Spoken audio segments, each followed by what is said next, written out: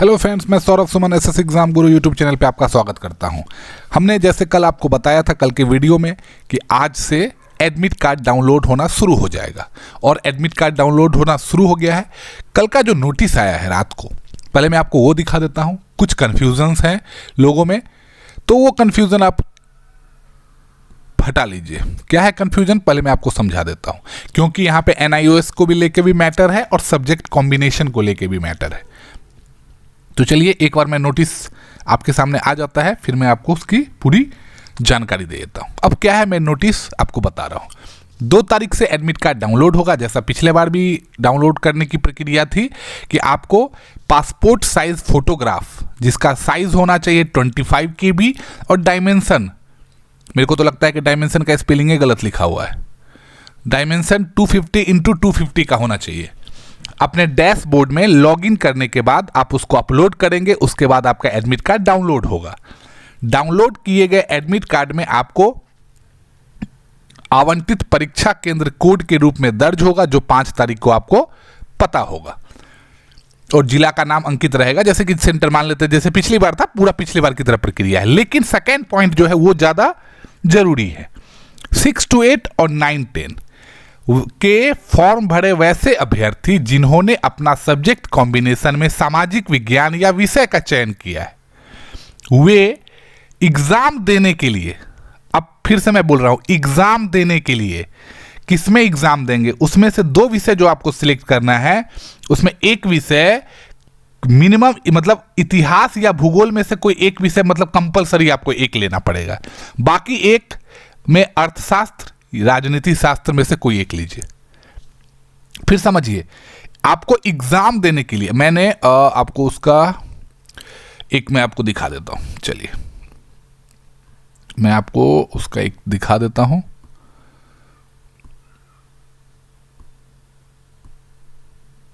देखिए,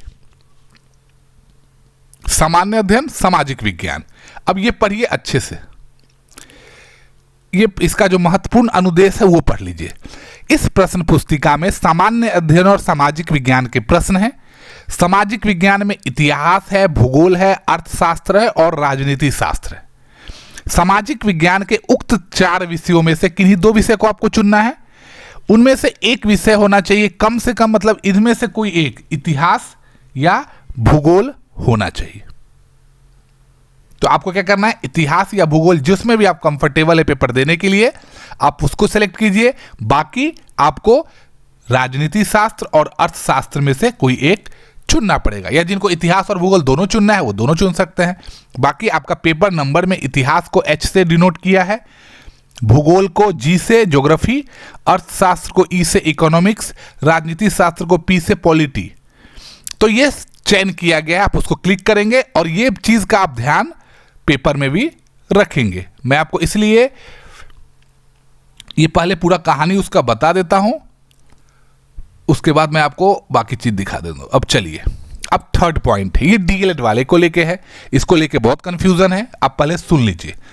माननीय सर्वोच्च न्यायालय दिल्ली द्वारा पारित न्यायादेश के आलोक में DLED की डिग्री मान्य है। DLED की डिग्री मान्य है, ठीक है। वहां पे NIOS DLED डिग्री नहीं है। उसके आगे पढ़िए, अप्रशिक्षित प्रारंभिक शिक्षक जो दिनांक 10/8/2017 के पूर्व से कार्यरत है, उनकी 18 मार्क की DLED डिग्री मान्य होगी।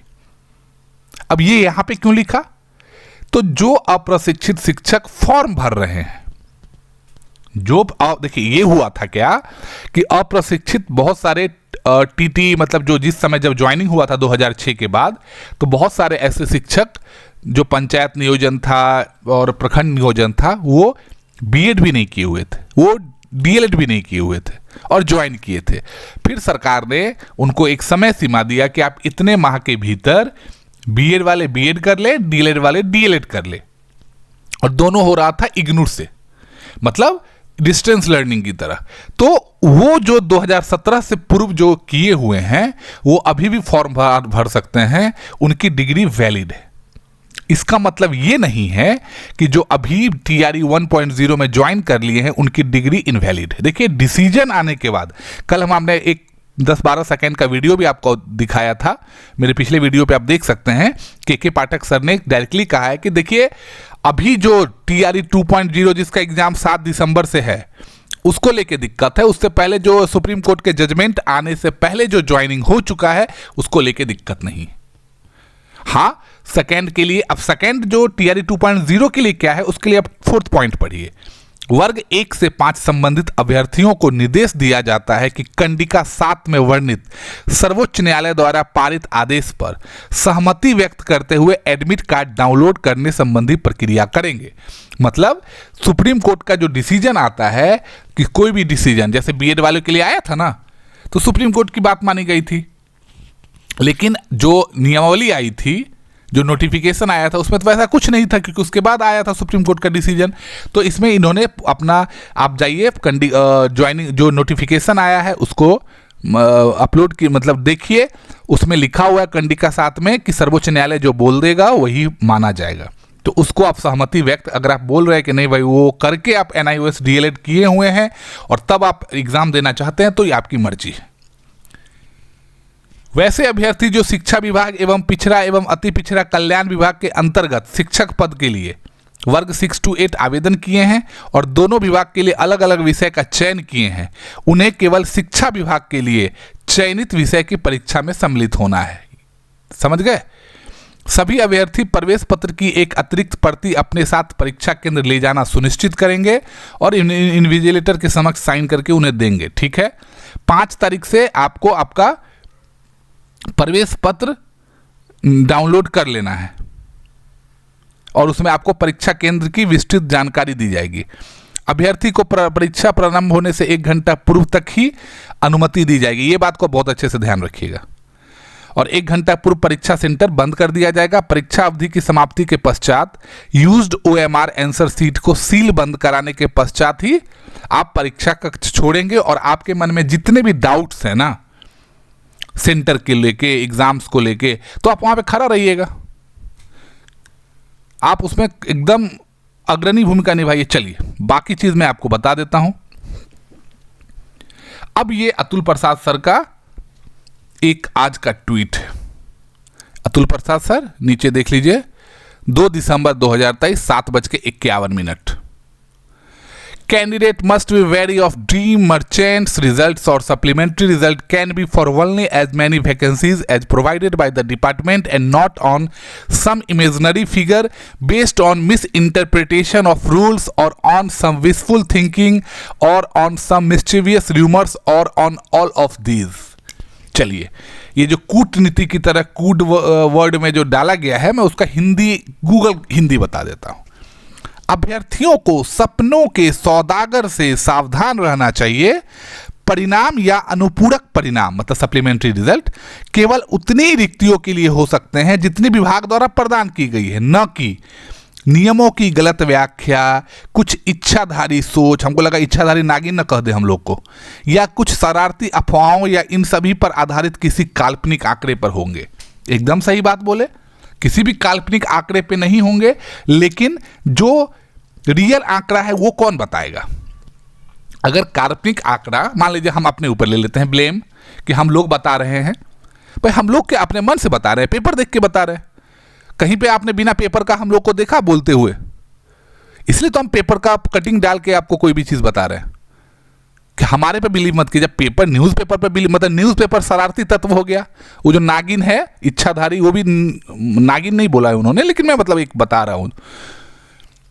तो ये सब जो इमेजिनरी फिगर, इसका मतलब बताया जा रहा है न्यूज़पेपर के द्वारा। इसका मतलब क्या 32,000 सीट खाली नहीं रह गया है। इसका मतलब क्या जो फर्जी अभ्यर्थी हैं उनके जगह पे नए अच्छे अभ्यर्थी, योग्य अभ्यर्थी ज्वाइन नहीं करेंगे। आपका मन करेगा 4700 सीट का देने का तो 4700 का ही देंगे, बाकी 32,000 कहाँ अगले 3rd चरण में जोड़ेंगे। क्यों भाई, क्या फर्स्ट चरण वाले एग्जाम का सीट खाली होके वो जो योग्य बच्चे हैं उनको आप 3rd चरण में भेजेंगे? कुछ भी, और कहानी कुछ भी। तो भाई अब क्या है कि हमारे हाथ में तो है नहीं, जब ऊपर वाले की आंखें ही नहीं खुल रही है सरकार की। तो अब चलिए 2017 के पहले से कार्यरत शिक्षकों की DED डिग्री मान्य, वही बात जो हमने बोला है, लेकिन इसका मतलब ये नहीं है कि जो अभी ज्वाइन कर लिए हैं वो गलत हैं। क्योंकि के पाठक सर की बात मानेंगे ना हम लोग।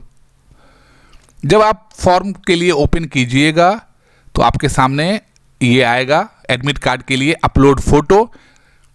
अपलोड फोटो आपको पता है 25 KB से कम का डाउन, पिछले बार जो एग्जाम दिए थे वो आसानी से वही फोटो कर लेंगे। उसके बाद आपको पार्ट 1 में सब्जेक्ट नेम जो आपको सिलेक्ट करना है, जिसमें या तो कौन सा होगा, हिस्ट्री या ज्योग्राफी। पार्ट 2 में आप उसमें से बचे हुए कोई भी सब्जेक्ट करके सब्जेक्ट ग्रुप को आप सबमिट करेंगे। देख लीजिए। चलिए अब नेक्स्ट आते हैं हम लोग।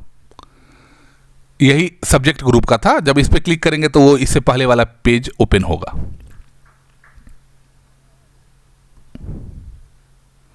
ये आपको मैंने बता दिया इसके बारे में। हाँ, अब ये जरूरी है, अतुल प्रसाद सर ने एक चीज अच्छा लिखा है कि वी आर प्लानिंग, तो चलिए ऊपर वाला तो पीपीएससी को एग्जाम के लेके, सीसी एग्जाम को लेके कि हर साल सीसी एग्जाम का पीटी जो है सो 30 सितंबर को होगा और मेंस जो होगा फर्स्ट वीक ऑफ जनवरी हर साल होगा। ये एकदम सही बात है, बहुत अच्छा निर्णय है कि हर बार की तरह आप नहीं करके कब होगा नहीं होगा बच्चे टेंशन में रहते हैं, तो आपने एक अच्छा कैलेंडर की तरह इसको जारी कर दिया है कि सीसीपीटी हर साल 30 सितंबर को। एग्जैक्ट डेट नहीं भी रहे तो महीना अगर रहता है तो बहुत आसानी होती है छात्रों को। मेंस हर साल जनवरी में होगा। इंटीग्रेटेड 69 सीसी 3 से 7 जनवरी 2024 को होगा जो मेंस है, और 70 सीसी जो है वो उसका पीटी 30 सितंबर को होगा। टीआरई जो टीचर रिक्रूटमेंट एग्जाम है वो हर साल लास्ट वीक ऑफ अगस्त होगा। तो ये सबके लिए अच्छा है, जो भी बीएड कर रहे हैं डीएलएड कर रहे हैं तैयारी अच्छे से करते रहें। तो ये मुख्य रूप से जानकारी थी कि कैसे आपको एडमिट कार्ड डाउनलोड करना है, पेपर कौन देगा नहीं देगा, इसकी जानकारी के लिए आपके ऊपर है, पूरे का पूरा वर्णित कंडित का साथ में देखिए और आप डिसाइड कीजिए। बाकी सप्लीमेंट्री रिजल्ट को लेके जिस तरीके का कूट वर्ड आया है, कोड वर्ड जिसको बोलते हैं, वो अब आप समझिए, उसको आप क्या कहा जाए, उस पर ज़्यादा मतलब पता नहीं, हम लोग को मिस्चीवियस एक्टिविटीज़ के नाम पे बोला जा सकता है।